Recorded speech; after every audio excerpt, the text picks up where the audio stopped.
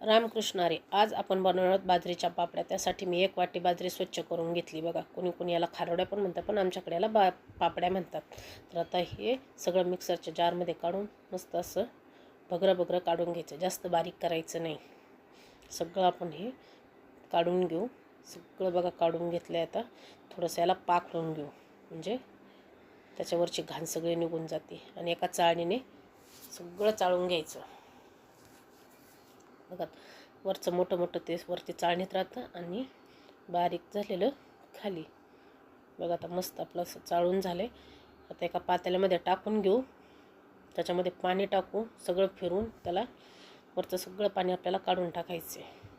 2 मिनटं ठेवून वरचं सगळं पाणी काढून टाकायचं आणि परत पाणी टाकून 1 दिवस आणि 1 रात्र ठेवायचे.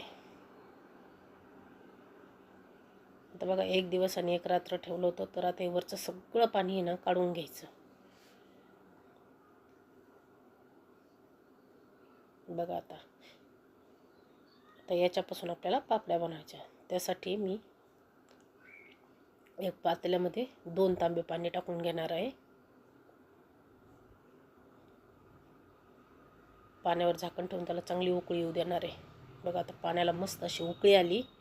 त्यातला 1 तांब्या पाण्याचा मी बाजूला काढून ठेवणार आहे. लागल्यानंतर आपण टाकू शकतो. आता बघा, आबडधोबड केलेले शेंगदाणे वाटलेले टाकून घ्यायचे. लाल मिरची टाकून घ्यायची. चवीनुसार मीठ टाकायचं.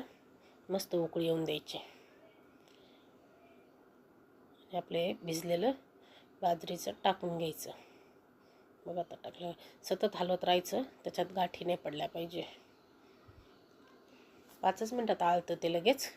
बघा, आता त्याच्यावर झाकण ठेवून 10 मिनटं ठेवायचं. परत खोलायचं. तर आपल्याला थोडंसं पळीने पापडी घालायची, म्हणून मी राहिलेलं 1 तांब्या पण पाण्याचं ओतून घेतलं आहे. थोडंसं पातळ पाहिजे आपल्याला. तर बघा, आता एकदम आता एका प्लॅस्टिकच्या कागदावरती सगळ्या अशा पळीने पापड्या घालून घेणार आहे. 1 दिवस मस्त अशा कडकडीत उन्हात वाळून द्यायच्या.